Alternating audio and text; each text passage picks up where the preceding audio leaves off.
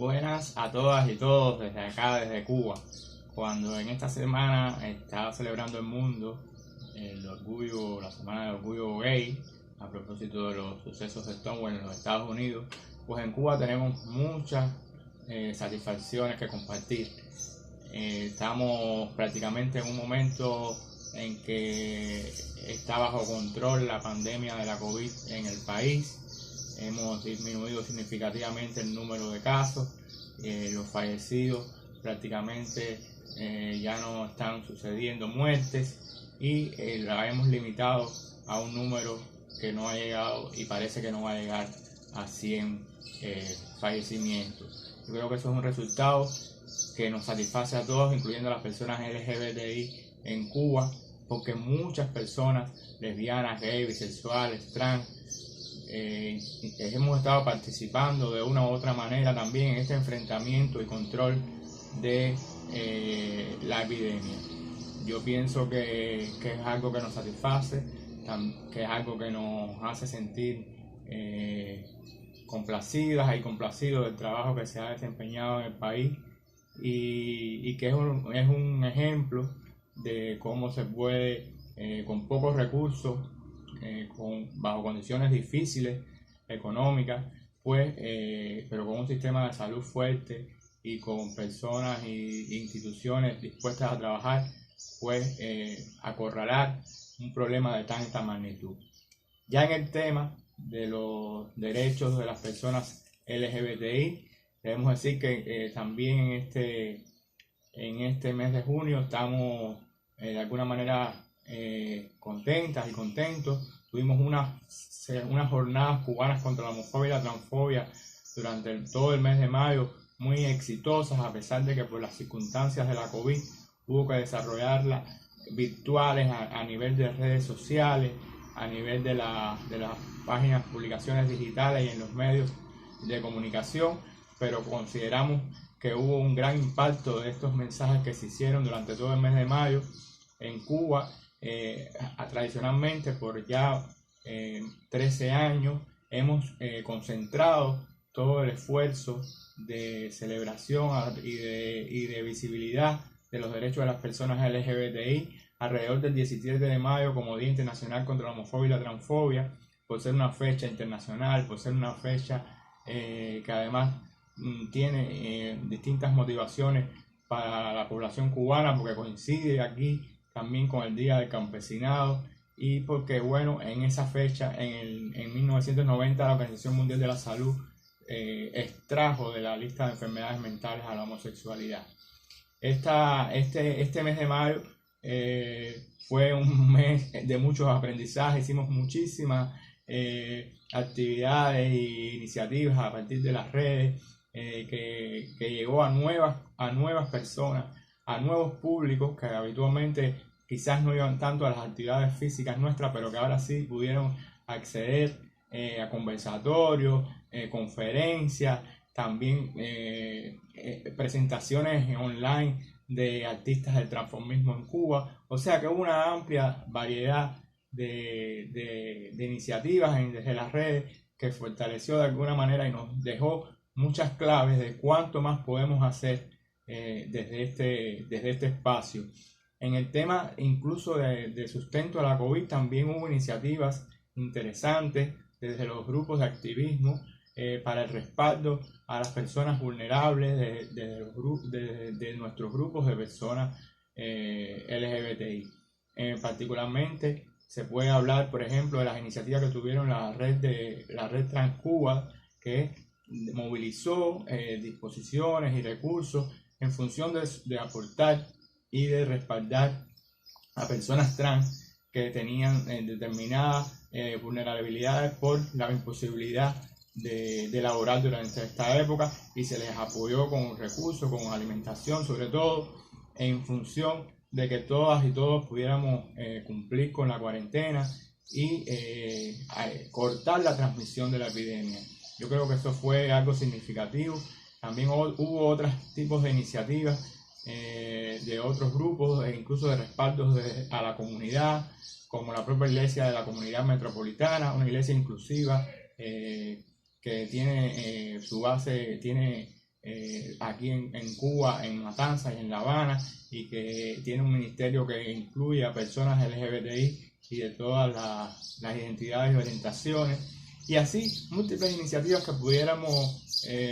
enumerar de cosas que se han hecho y que de alguna manera han potenciado la solidaridad, la colaboración y la visibilidad de las personas LGBTI y de sus grupos de activistas. Habría que decir, como algo muy importante, que sí nos afecta, porque no todo es bueno. Lamentablemente Cuba está bajo un bloqueo intenso del gobierno de los Estados Unidos en este momento, que nos mantiene a toda la población LGBTI y a todo el pueblo de Cuba con muchas necesidades materiales. Creo que desde ya, incluso en el medio de la epidemia, pero desde antes, desde finales del año pasado, ha habido un recrudecimiento de esa política hostil que ha sido rechazada por todo el mundo en la Asamblea de Naciones Unidas, y con la persecución de los barcos de combustible, con la inclusión de empresas en listas espurias que hace el gobierno de los Estados Unidos para sancionar no solo a Cuba, sino a los países que puedan comerciar con Cuba o tener relaciones de otro tipo. La última gran ofensiva es contra la ayuda médica cubana. Cuba, en medio de esta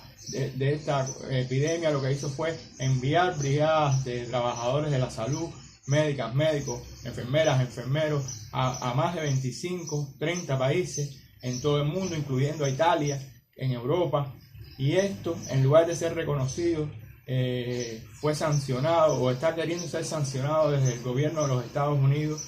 con una persecución implacable para desacreditar y para cortar esta vía de colaboración de Cuba con el resto del mundo, que además salva vidas. En lugar de exportar armas, de exportar bases militares, nosotros exportamos médicos, servicios de salud, y eso también nos lo quieren arrebatar. Hay un elemento importante: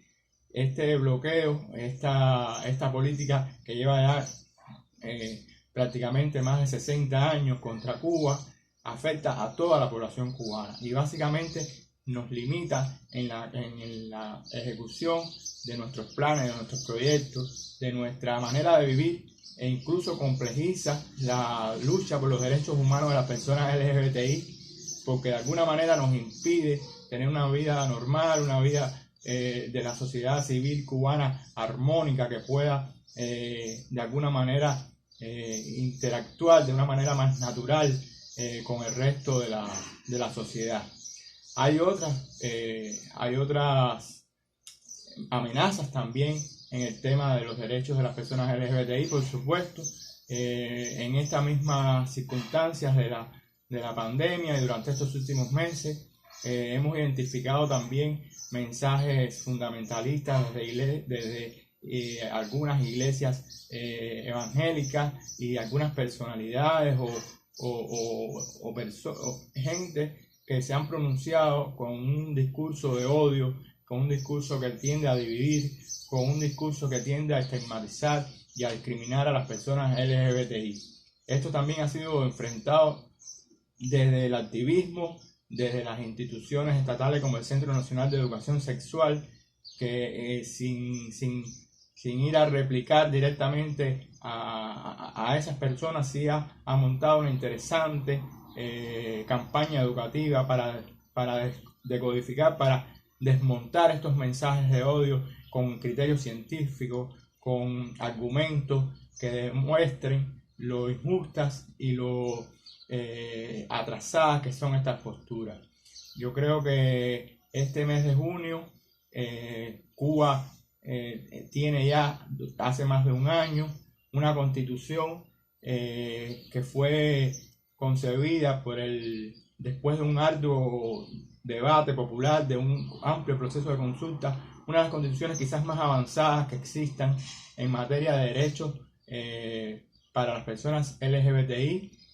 y para las familias. Esta constitución que modificamos logró por primera vez excluir la limitación de de que el matrimonio estaba conceptuado como entre un hombre y una mujer, consiguió equiparar todos como un derecho la formación de familia para todas las personas, y por tanto esto va a ser un asunto que tenemos que entonces desarrollar en las leyes futuras. Por supuesto, esto no va a ser un proceso lineal, plácido. Vamos a tener contradicciones. Esta propia emergencia de las posturas fundamentalistas y reaccionarias que también vimos, incluso ya no solo desde las posturas de fe o de las personas cristianas más acérrimas de estos temas, sino de resistencias a nivel popular que todavía quedan en la cultura homofóbica y transfóbica. La vimos también durante las jornadas, en los mismos debates que fuimos desarrollando, en las publicaciones en internet que se fueron haciendo, cómo aparecían todavía criterios y resistencias a entender los derechos de las personas LGBTI. Y esto es un proceso que va a seguir durante mucho tiempo en el mundo y en nuestro país. Ahora, quizás el principal reto que tenemos hacia el futuro es que esta constitución se convierta en leyes, se desarrollen las leyes que van a venir a posterior. La más próxima es el Código de la Familia. El Código de la Familia tendrá que, en Cuba, que regir o legislar alrededor de los derechos que se plasman en la Constitución en relación con las familias y con la manera de ver el matrimonio en Cuba. Y esto se hará de una manera inédita, porque se hará también mediante consulta popular, mediante una discusión en varios niveles con la población y mediante un referendo, igual que como se hizo con la Constitución. Esto, que sin duda es un reto para el activismo LGBTI y para la comunidad, que no podemos evadirlo porque está ya en la Constitución que aprobamos y por tanto es la ley magna de la República. Nos obliga a trabajar en los próximos meses, en los próximos 2 años, en un intenso trabajo de persuasión, de discusión pública, de argumentos, que no estamos solos y solas en esta tarea. Tenemos el apoyo de muchas personas heterosexuales, de muchas instituciones, tenemos la voluntad política evidente del Estado y del gobierno de llevar adelante esta materialización de la Constitución, aunque tampoco eso es monolítico y hay resistencias y hay personas que no lo entienden lo suficiente